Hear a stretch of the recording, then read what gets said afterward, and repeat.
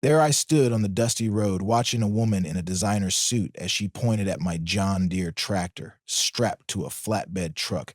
She screamed about property values, and I simply couldn't help but chuckle. That tractor you're towing isn't just mine, ma'am, I told her. It belongs to the United States military. The look on her face was priceless. It's amazing how quickly an HOA president's power trip can turn into a federal offense. I had just turned 68 and, after 30 years of service in the Army Corps of Engineers, finally secured my little piece of the American dream, a 40-acre plot of land on the edge of Meadowbrook, Virginia.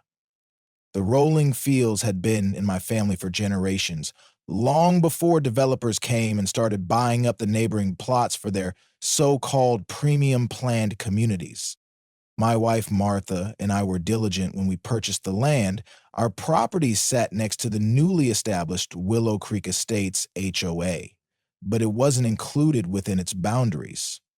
I still have the real estate paperwork where our agent, Jim Donaldson, explicitly assured us that our agricultural activities were safeguarded by the county's grandfathered zoning laws dating back to 1952. This is still agricultural land, Jim had said.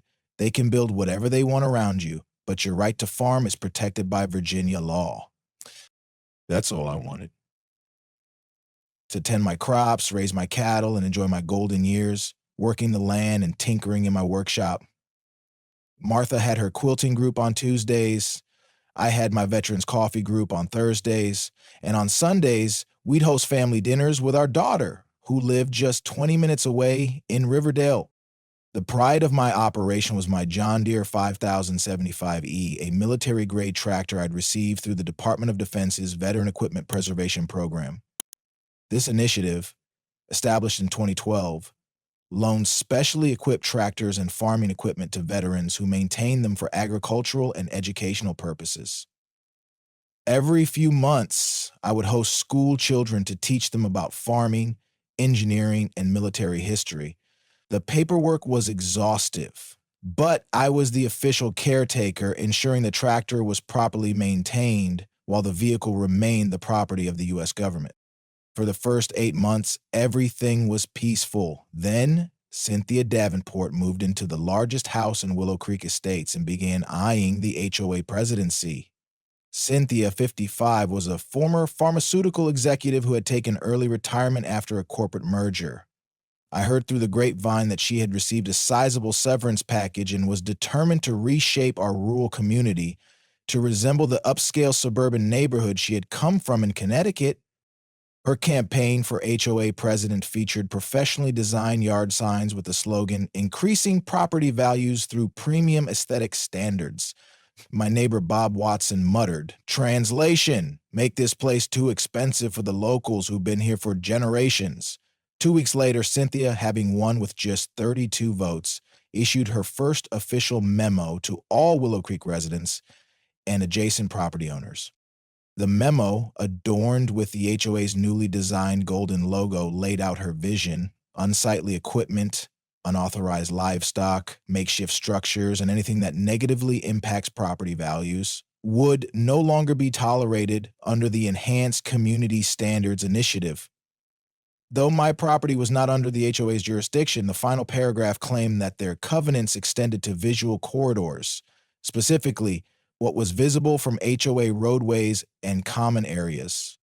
When I received the memo, Martha sighed. "Here we go," she said. "Another city person who wants the country view without the country living." I decided to approach Cynthia directly, inviting her for coffee the following Saturday. She arrived in a white Range Rover, dressed in a navy blue business suit that felt entirely out of place in our rural setting. At my kitchen table, I calmly explained my agricultural zoning rights, showed her the legal documentation, and shared the military significance of my tractor, which she had labeled unsightly in her memo. I even invited her to the upcoming quarterly educational event where local school children would learn about farm machinery and military history. My first small victory came when several Willow Creek residents bringing their grandchildren to the event openly praised my farm's contribution to the community. Dr. James Harris, a retired history professor who had recently moved into Willow Creek, was particularly enthusiastic. "This is exactly why we chose this location," he said. "The blend of rural heritage with modern amenities. My grandkids learn more here in an hour than they would in a week of iPad games." Cynthia, standing on the periphery, didn't seem pleased. As the event wrapped up, she approached me, reluctantly conceding, "The children's program is quaint, but that doesn't change the fact that this equipment is visible from our community entrance. That green monstrosity has to go." I calmly responded, "Rules are rules, Cynthia, but they're not your rules to enforce on my property." She glanced around at my farm, taking in the sight of me in my worn overalls. "We'll see about that," she muttered before walking away.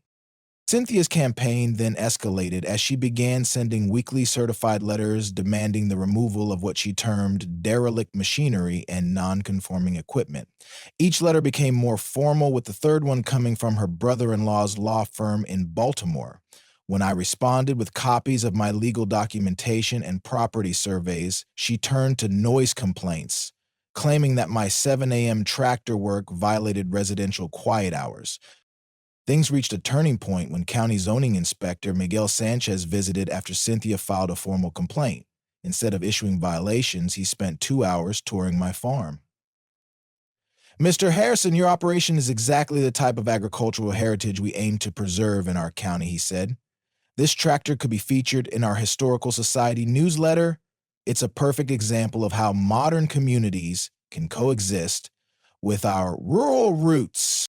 Cynthia, furious at the setback, intensified her surveillance of my property. Every morning at precisely 8:15 a.m., she'd park her Range Rover along the access road leading to my farm, photographing my equipment, documenting what she called violations.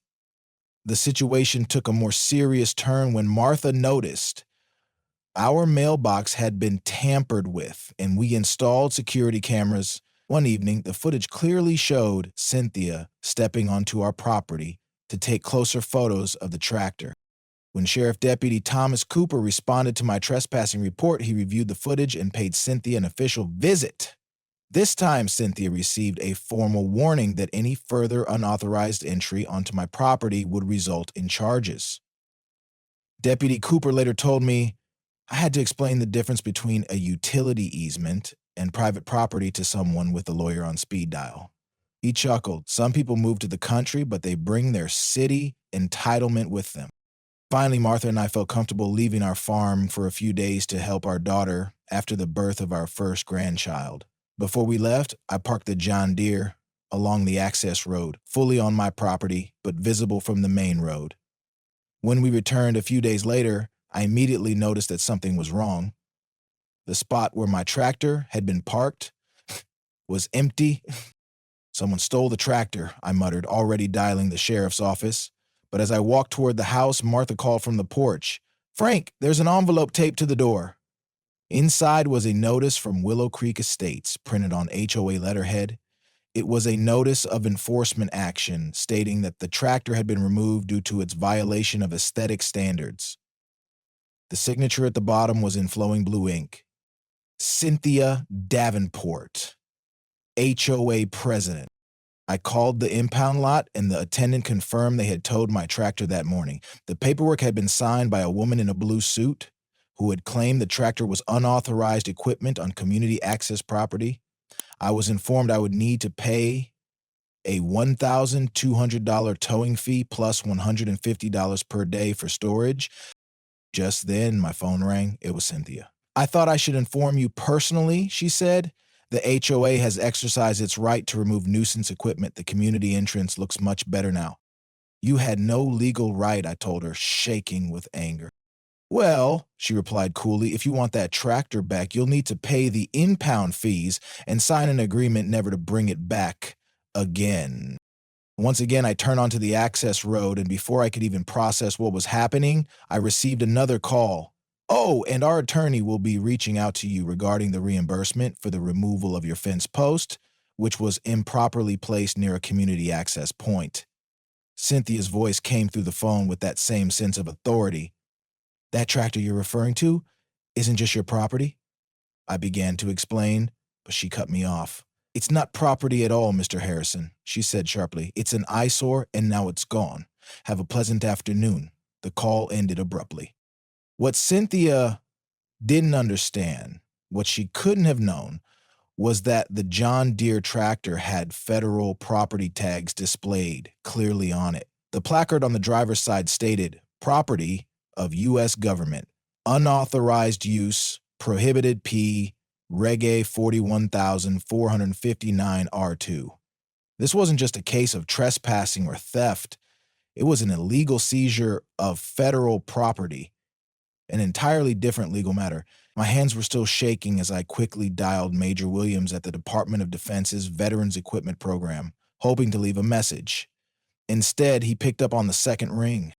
"Frank, is everything all right with the John Deere?" he asked. I explained the situation as calmly as I could, reading off the impound information and forwarding the security camera footage of Cynthia's earlier trespassing incident. After a brief silence, he said, "Stay where you are. Document everything. Take photos of the boundary where the tractor was taken, and don't contact that HOA person again. I'll make some calls." The very next morning, much earlier than expected, a government SUV pulled into my driveway, followed by 2 military police vehicles and a civilian sedan. Major Williams introduced me to Captain Sarah Jensen from the Judge Advocate General's Corps, 2 MPs, and Mr. Terrence Blackwell from the Department of Transportation's Federal Highway Administration. For the next hour, they conducted what felt like the most thorough interview of my life. They reviewed the property line markers, examined my security footage, and made copies of every piece of correspondence between me, Cynthia, and the HOA, including the impound notice. "This isn't just about your tractor, Mr. Harrison," Captain Jensen explained, organizing the documentation. "Unauthorized removal of marked government equipment involves multiple federal statutes." She paused to gather her thoughts before continuing.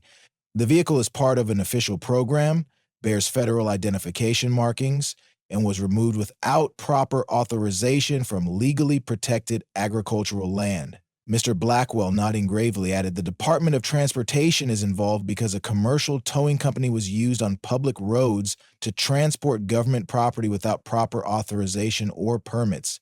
Each of these elements constitutes a separate federal issue." Major Williams stepped outside to make a call. When he returned, his expression was a mixture of sympathy and resolve. "Frank, I've been running this program for 6 years. We've had vandalism, attempted theft, and even a fender bender during a parade. But I've never had someone illegally tow a clearly marked government vehicle based on HOA rules." He shook his head. "I don't think your HOA president realizes the hornet's nest she just stirred up." Once they finished documenting everything, the military officials prepared to leave. "We're going to intercept that tow truck," Captain Jensen said. "The DOD has already contacted the impound lot and ordered them to halt processing. We've got authorization to redirect the truck back here with your tractor instead of completing the impound." I was surprised at how quickly things were moving. "Yes," Major Williams confirmed. "Mr. Blackwell is making arrangements now. He's also contacting Miss Davenport to inform her that her removal operation has been superseded by federal authorities. I suspect she'll be showing up here soon to see what's going on." Victory number 4 had arrived. The military had halted the impound process and was bringing my tractor directly back to my farm. But the best part was still to come. After speaking with Major Williams, I headed back to my farm, eager to prepare for the tractor's return. As I turned onto the dirt access road leading to my property, I couldn't believe my eyes. There, parked in my driveway, was a flatbed tow truck with my John Deere tractor still strapped on it. The driver appeared confused, speaking into his phone. Behind the truck were several government vehicles, Major Williams' SUV, 2 military police cars, and a civilian sedan. The military personnel were examining my property line markers and talking to the tow truck driver. Just as I pulled up, a white Range Rover screeched to a halt behind me. Cynthia Davenport emerged, dressed in that same navy blue business suit with a designer handbag over one arm and a leather portfolio clutched tightly in her hand.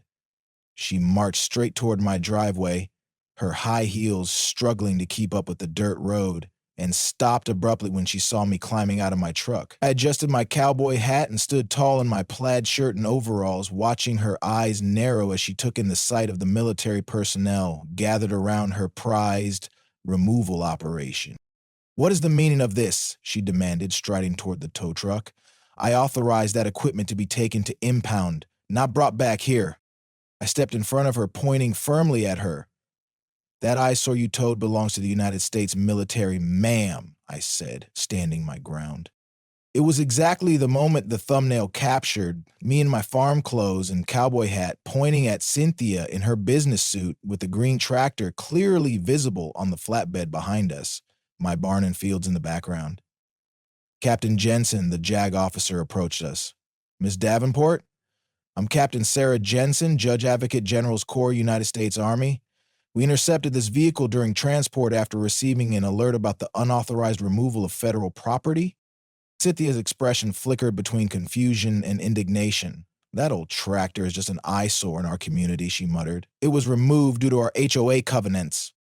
Captain Jensen's tone remained neutral but firm. "You facilitated multiple federal offenses, ma'am. False representation of authority, unauthorized removal of government property, interference with a federal program, and filing fraudulent documentation claiming abandoned status for clearly marked federal equipment." The tow truck driver, looking increasingly uncomfortable, added, "She told me it was abandoned equipment on community property. She signed all the papers saying she had the authority to remove it." Mr. Blackwell, the transportation official, stepped forward and silently handed Cynthia a color photograph showing the government property plate on the tractor. Cynthia's face went pale, but she tried to rally. "This is absurd. The HOA covenants clearly state—" "Ma'am," Mr. Blackwell interrupted, pointing to the photograph, "do you see this eagle seal? This equipment falls under Title 41 of the U.S. Code governing federal property management. Federal law supersedes Homeowners Association covenants in every jurisdiction in the United States." Cynthia, realizing her position was quickly eroding, shifted tactics. "I wasn't aware of any special status. The vehicle appeared abandoned on community-adjacent property. I was just protecting property values by authorizing the removal of equipment from private property clearly outside your HOA boundaries." One of the MPs, reading from his notes, interjected, "Our team measured the property lines this morning. The vehicle was 38 feet inside Mr. Harrison's property line." Major Williams played a recording from his phone, showing the security camera footage of Cynthia directing the tow truck operator to take the tractor to the furthest storage area and instructing him to process it as abandoned equipment. Captain Jensen handed Cynthia a formal document. "This is a cease and desist letter requiring you to immediately stop interfering with Mr. Harrison's property or the federal equipment in his care. The Department of Defense is conducting a formal investigation into this incident. You should expect to hear from our office within 3 business days." Cynthia, her hands trembling slightly, accepted the document. Her earlier confidence completely evaporated. This isn't over," she muttered, retreating toward her Range Rover. "Actually, Miss Davenport," Captain Jensen replied calmly, "from a federal standpoint, it's just beginning. I suggest you retain counsel familiar with federal property statutes." As Cynthia drove away, the tow truck driver approached me apologetically. "Sir, I had no idea it was government property. They've instructed me to return it directly to you instead of taking it to impound." Victory number 5 came when I saw Cynthia's face as she realized the magnitude of her mistake during our confrontation in my own driveway. It was a moment of satisfaction I hadn't anticipated. News travels fast in small communities. By evening, my phone was buzzing with calls and texts. Neighbors who had witnessed the military vehicles both at my property and the impound lot were reaching out. Robert and Helen Garson, a retired couple who had been fined $500 for planting unapproved native wildflowers, stopped by with a homemade apple pie. "We've been waiting for someone to finally stand up to that woman," Helen confided.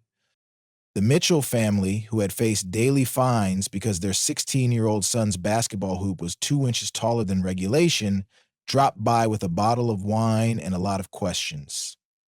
Most surprisingly, I received a call from Robert Shunn, a retired federal judge who had bought one of the largest homes in Willow Creek just 3 months earlier. "Mr. Harrison, We haven't officially met, but I've admired your property and attended one of your educational events with my grandchildren," he said. "This HOA situation has gotten out of hand. Would you be open to me organizing a community meeting to address governance issues?" Within 48 hours, a formal notice went out to all Willow Creek residents announcing an emergency HOA meeting at the community clubhouse. The turnout was unprecedented. Over 90% of homeowners attended, along with two reporters from the local newspaper who had caught wind of the federal involvement and were now calling it Tractorgate. Victory number 6 came as I sat quietly at the back of the room, listening as dozens of people began to voice their concerns. The residents of Willow Creek shared their stories of intimidation, arbitrary rule enforcement, and what Judge Chun called governance overreach bordering on abuse of authority. The meeting, originally scheduled for just 1 hour, stretched to 3 as years of pent-up frustration spilled out. Neighbors who had never spoken to one another discovered they had shared grievances. The committee heads, appointed by Cynthia, squirmed uncomfortably as residents raised concerns about decision-making processes that had bypassed proper board approval. The most damaging revelation came from Walter Phillips, the HOA treasurer, who exposed that Cynthia had used HOA funds to pay Hillside Impound without board authorization. The expenditure was logged as community beautification, Walter explained, projecting the accounting spreadsheet onto the wall, but no proposal for beautification was ever presented to the board.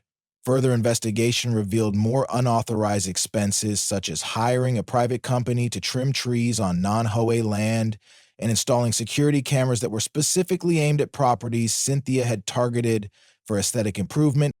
Cynthia herself didn't attend the emergency meeting. Instead, her resignation letter arrived by courier an hour before proceedings began, citing personal health concerns as the reason for her immediate departure from both the presidency and the community. The room erupted into spontaneous applause, which lasted nearly a minute. When Judge Chun read the letter aloud, the new interim board, led by Judge Chun, immediately voted to suspend all pending violation notices and fines for review. They also decided to create a transparent review process for community standards, establish clear boundaries with neighboring properties, and initiate a forensic audit of all expenditures made during Cynthia's presidency.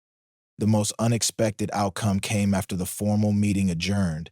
Several residents approached me, not to complain about my farm, but to express gratitude for the educational programs I had been running.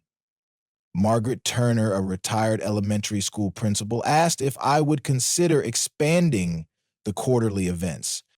"Many of our residents moved here specifically for the rural character," she explained. "We don't want to become another soulless subdivision." 3 other residents, an agricultural science teacher, a master gardener, and an architectural historian, volunteered to help establish a community garden on an unused parcel of HOA land. Judge Chun immediately authorized a feasibility study. Victory number 7 arrived when the new interim board voted unanimously to create balanced guidelines and establish a community heritage committee.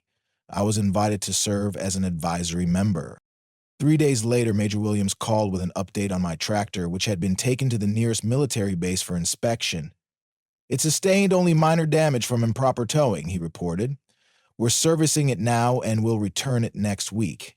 He paused before adding, "The JAG office also asked me to inform you that Miss Davenport has agreed to a substantial settlement to avoid federal prosecution. The funds will go toward expanding our veterans equipment program to include more educational resources. Your incident actually helped us secure additional funding." When I asked about criminal charges, he explained that since the equipment had been recovered without permanent damage, and since Cynthia had agreed to financial restitution and signed a formal admission of wrongdoing, the military had decided not to pursue criminal prosecution. "Sometimes a warning shot across the bow is enough," he said. Cynthia listed her house for sale the following week with a real estate listing emphasizing quick closing preferred. Her agent later told Martha at the grocery store that Cynthia had purchased a high-rise condo downtown, ironically in a building with even stricter HOA regulations. Apparently, Cynthia liked rules, just not when they applied to her. In the following months, my relationship with Willow Creek transformed entirely. The new HOA board with Judge Chun as interim president invited me to help establish sensible buffer zones and reasonable guidelines that respected both community concerns and agricultural traditions. The quarterly educational events expanded to monthly programs, with various residents contributing their expertise. Dr. Harris, the retired history professor, started a popular series on local agricultural history. Master gardeners from the community helped set up demonstration plots where children could plant their own vegetables. The final victory came 6 months later when Willow Creek Estates received a Regional Community Planning Award for its innovative agricultural heritage integration initiative. The program now brings residents together for seasonal harvest festivals, educational workshops, and community gardening projects.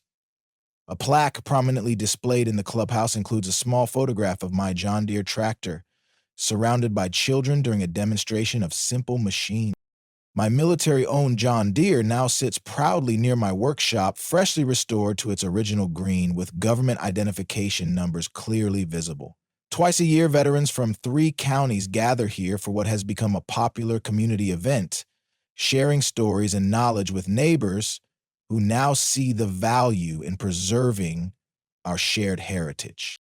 This confrontation was never just about an overreaching HOA president or a government-owned tractor. It was about standing firm when wronged, knowing your rights, and finding common ground with neighbors. Sometimes the greatest communities form only after someone is willing to defend what matters. As for the tractor, after the incident, Major Williams arranged for a new, much larger government property stencil to be clearly visible from the road.